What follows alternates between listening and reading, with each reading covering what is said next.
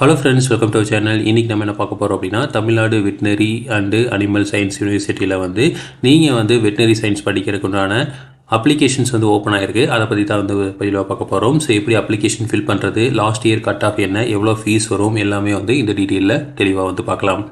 So NEET இல்லாமல் நீங்கள் ஒரு வெட்டினரி சயின்ஸ் படிக்கணும் அப்படின்னா, ஒரு டாக்டர் ஆகணும் அப்படின்னா வெட்டினரி டாக்டர் ஆகலாம். ஸோ இதுக்கு நீங்கள் நீட் அப்படிங்கிறது தேவை கிடையாது. ஸோ இது ரொம்பவே முக்கியமான ஒன்று. ஏன்னா நம்ம 12th என்ன தான் ரொம்ப கஷ்டப்பட்டு படித்து மார்க் வாங்கினாலும் அப்படின்னாலும், நீட்டில் நீங்கள் எவ்வளோ மார்க் வாங்குறீங்களோ அதை பேஸ் பண்ணி தான் மெடிக்கல் சீட்ஸ் உங்களுக்கு கிடைக்குது. ஸோ அப்படி இல்லாமல் நீங்கள் வெட்டினரி டாக்டர் ஆகணும் அப்படிங்கிற பட்சத்தில் நீங்கள் நீட் இல்லாமல் நடத்தக்கூடிய கவுன்சிலிங்கில் அப்ளை பண்ணி நீங்கள் ஈஸியாக வெட்டினரி டாக்டர் ஆகலாம். ஸோ அதுக்குண்டான அப்ளிகேஷன்ஸ் ஓப்பன் ஆகிருக்கு. ஸோ 2026-27 அப்ளிகேஷன்ஸ் ஓப்பன் ஆகிருக்கு. இதுக்கு லாஸ்ட் டேட் பார்த்திங்க அப்படின்னா 17 ஜூனில் நீங்கள் லாஸ்ட் டேட்டு. ஸோ அதுக்குள்ளே நீங்கள் எல்லாத்தையுமே அப்ளை பண்ணி முடிச்சிடணும்.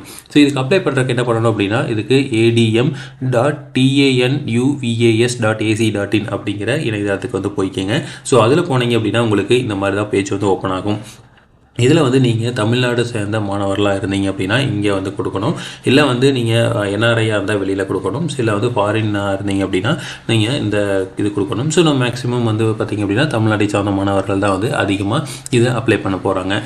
ஸோ நீங்கள் இதை கிளிக் பண்ணிங்க அப்படின்னா உங்களுக்கு உள்ளே போகும். ஸோ நீங்கள் எப்படி ரிஜிஸ்ட்ரேஷன் பண்ணணும் அப்படின்னா, ஃபஸ்ட்டு யூஜி அட்மிஷன்ஸ் வரும். நீங்கள் இமெயில் பாஸ்வேர்ட் தெரிஞ்சது அப்படின்னா நீங்கள் உள்ளே போயிடலாம். இல்லை இப்போ ரிஜிஸ்ட்ரேஷன் பண்ணணும் அப்படின்னா உங்களோட ஃபுல் நேம், அதுக்கப்புறம் உங்களோட இமெயில் ஐடி, உங்களோட மொபைல் நம்பர், அதுக்கப்புறம் பாஸ்வேர்டு பண்ணிவிட்டு நீங்கள் சப்மிட் கொடுத்தீங்க அப்படின்னா உங்களுக்கு ஓடிபி வரும். மெயிலுக்கும் ஓடிபி வரும், அதே மாதிரி மொபைலுக்கும் ஓடிபி வரும். ஸோ ஓடிபி கொடுத்து நீங்கள் உள்ளே போய்க்கலாம்.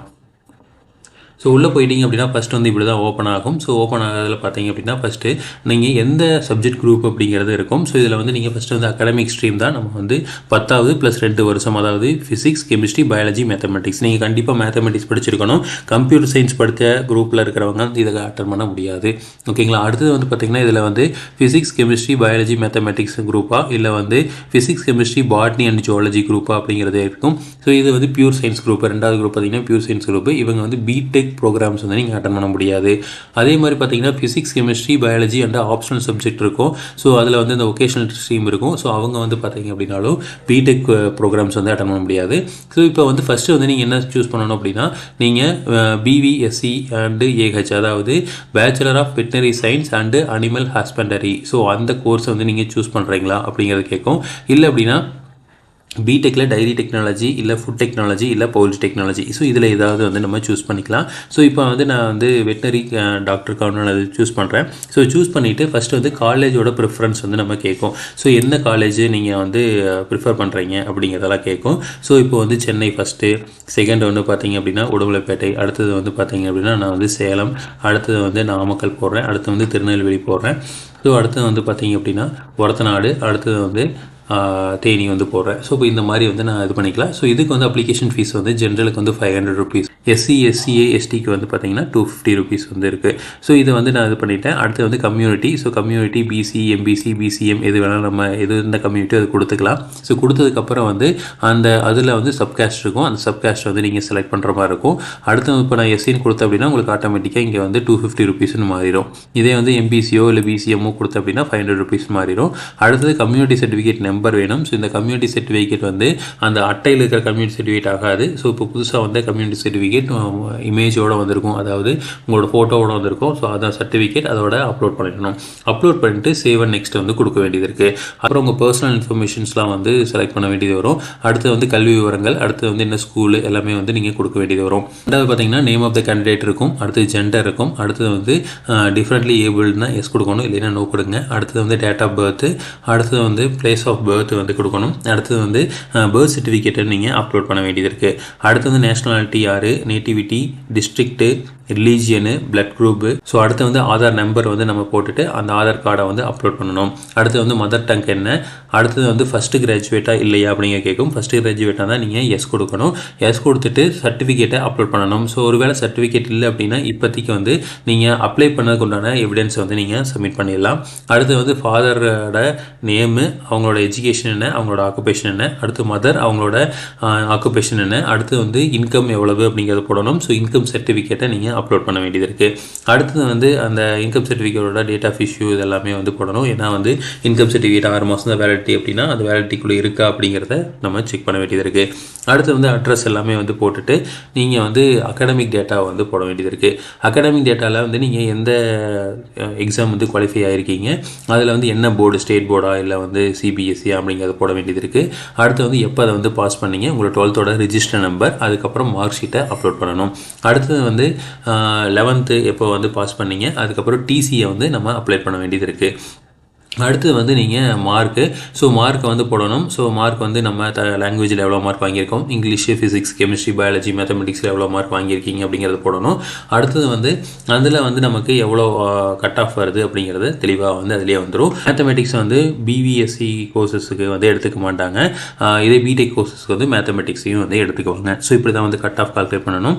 அடுத்தது வந்து பார்த்திங்க அப்படின்னா உங்களுக்கு எம்இஸ் நம்பர் என்ன, அந்த எம்இஸ் நம்பர் போட்டுட்டு அந்த ஸ்கூலோட என்னென்ன ஸ்கூலில் படிச்சிங்க அப்படிங்கிறத போடணும். ஸோ இதில் வந்து 7.5% ஸ்கீமில் போகிறாங்க மாதிரி இருந்தது அப்படின்னா இது ஃபுல்லாகவே வந்து நீங்கள் கவர்மெண்ட் ஸ்கூலில் வந்து கொடுத்துருப்பீங்க.